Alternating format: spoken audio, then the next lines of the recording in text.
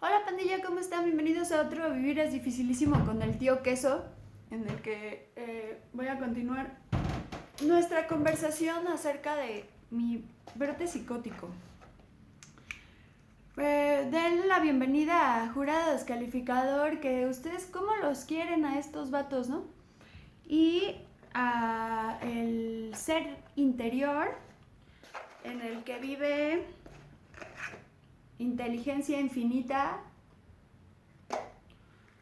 las leyes de la naturaleza y el bienestar y el amor incondicional del que estamos hechos.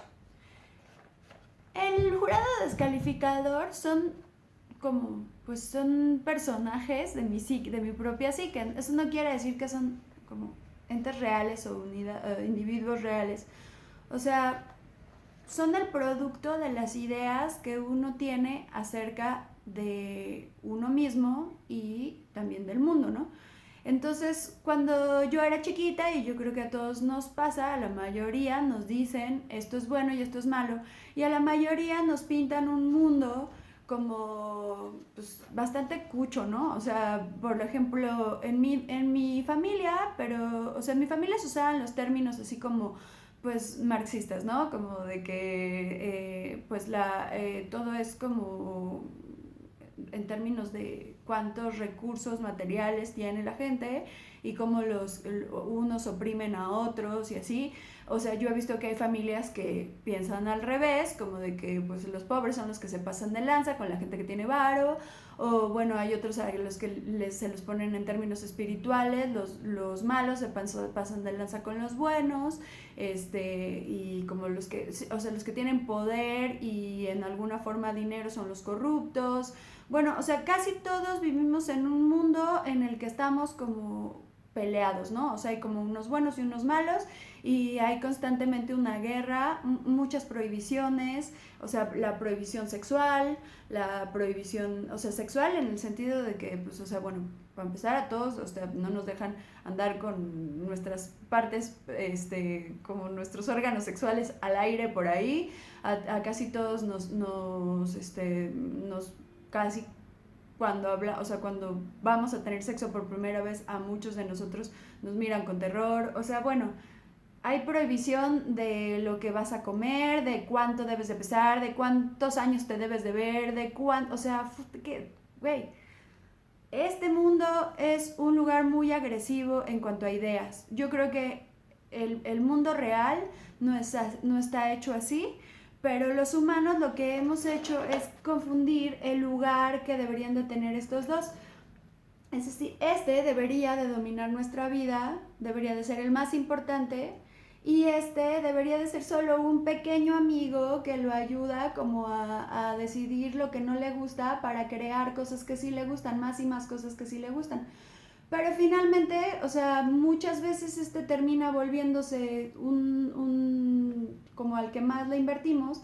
Si de chiquitos nos enseñaron todas esas ideas que te acabo de decir, a lo mejor no verbalmente, pero con el ejemplo y etcétera. Y pues cuando eres chiquito, todavía domina mucho tu vida y ese arbolito que sembraron en ti, pues todavía es chiquito y todavía no da muchos frutos o ninguno todavía, ¿no? O sea, tú puedes todavía compensarlo mucho. Pero conforme vas creciendo, tú le vas invirtiendo, les crees a tus papás, el mundo te da este, muestras de que sí es cierto lo que te enseñaron tus papás. O sea, cuando tú crees algo, el universo por inercia te da más y más y más y más. O sea, Abraham Hicks le llama a eso la ley de atracción. Yo sé que mucha gente cuando oímos ese término de sales corriendo, pero en la física se le llama inercia. Y, o sea, solamente significa que a lo que tú le pongas atención, energía, o sea, como a una planta, si esa planta la riegas y la pones en un lugar donde le da luz y calor, va a crecer, crecer, crecer y dar frutos. Y de repente tú ya eres grande y tienes tu mente llena, o sea, la alacena, el refri, el conge y todo el patio lleno de frutos de este árbol.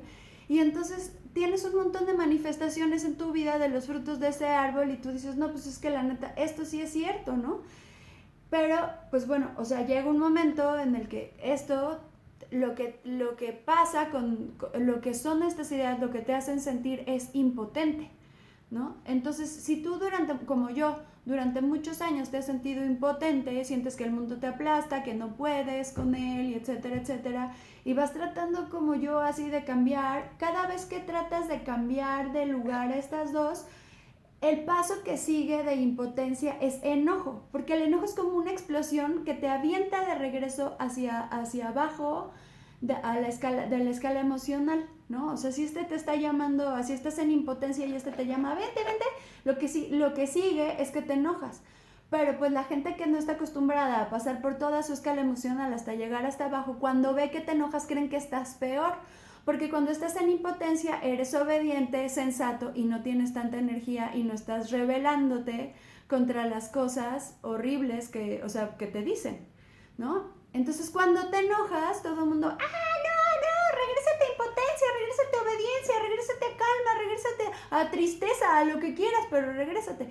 Y tú como sí les crees, porque tienes evidencia de que lo que dicen no es verdad, entonces te regresas y te regresas y te regresas, y como yo durante muchos años te la pasas entre impotencia y enojo, y no pasas a la siguiente fase, que es un poco de frustración, un poco de esperanza, un poco de tranquilidad y cada vez más bienestar hasta llegar hasta acá abajo. Y tu relación contigo mismo va haciéndose mejor, por lo tanto tu relación con el mundo va haciéndose mejor. Pero entonces yo ya había pasado varias veces por este proceso en el que de impotencia me pasaba a enojo, y de enojo me volví a regresar a impotencia y eso me ponía súper, súper triste, porque no pasaba, si regresaba, cuando llegaba frustración me volvía a regresar a impotencia, de frustración a impotencia, ¿no?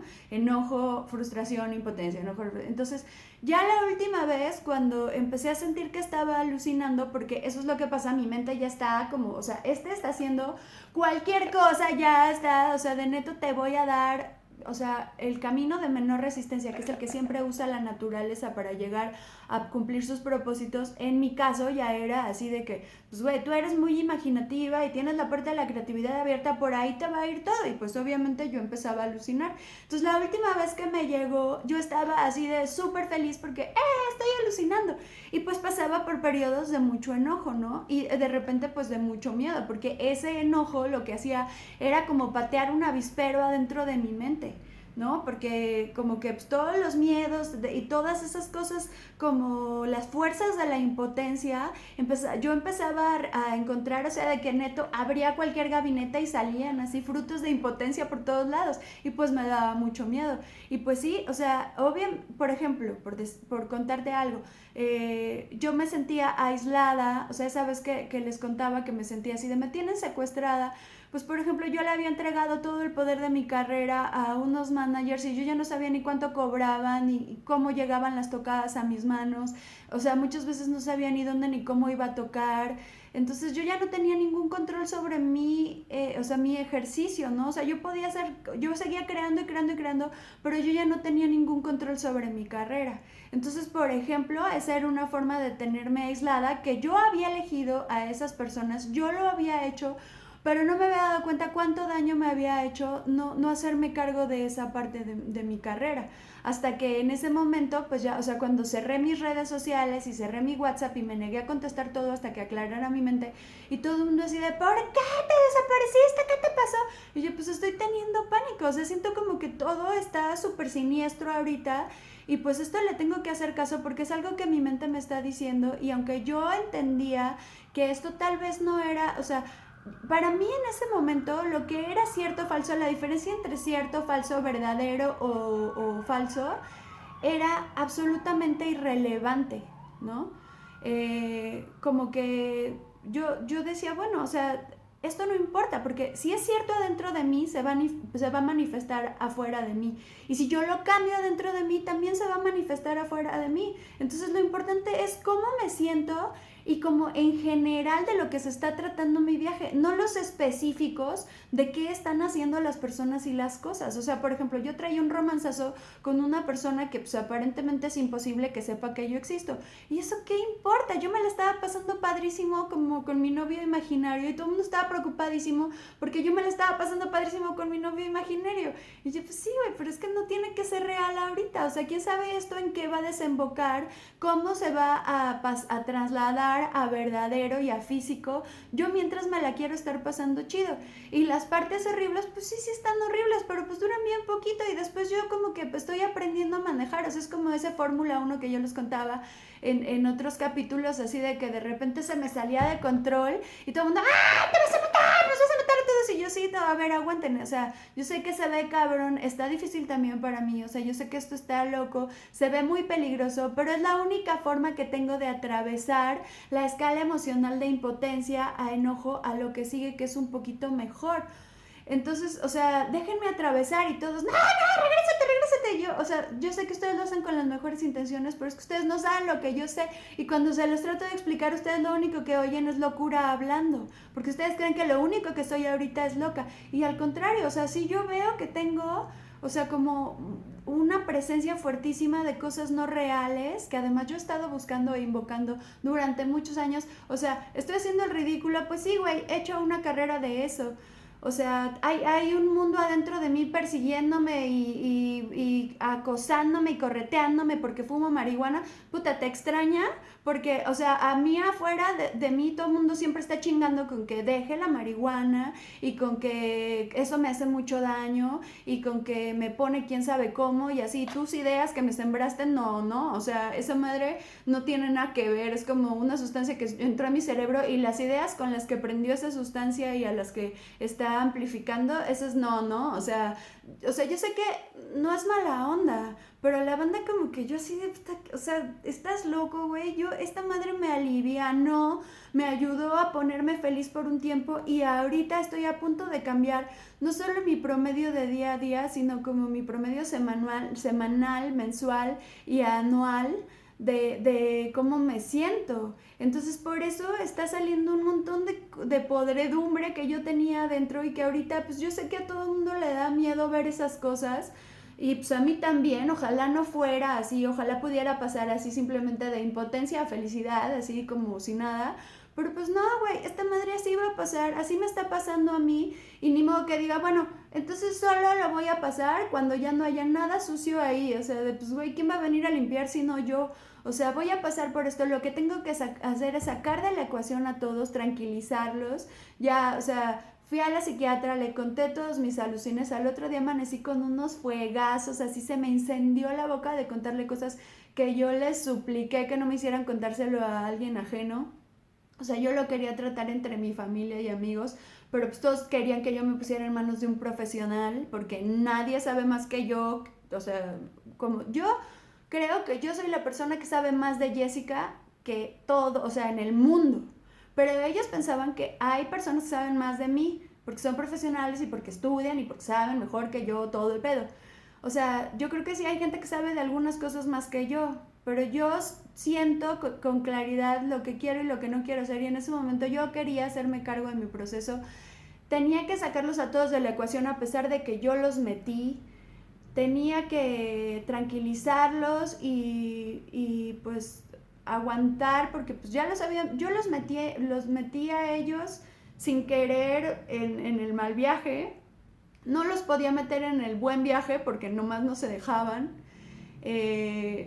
Tuve que por un momento dejarme a mí a un lado y tranquilizarlos a ellos porque pues sí estaban preocupados por mí y ya regresar mi atención otra vez hacia mí misma y, y como con esa ya calma de que ya los había calmado a todos y que ya estaba yo como, ya había como pasado la peor parte y ya estaba entendiendo lo que estaba sucediendo y todo eso, ya aterricé y empecé, les dije que me estaba tomando las pastillas, en realidad no me las tomé porque yo sabía que iba a aterrizar y en realidad pues sí, aterricé y todo empezó a estar calmado y ellos pensaron que me las estaba tomando porque ya me veía mucho mejor. Pero yo sé lo que hacen esas cosas y pues no me veía ni me sentía para nada así. Ya se me acabó el tiempo. Nos vemos en el próximo capítulo y seguiremos hablando de esto. Les mando un beso. Adiós.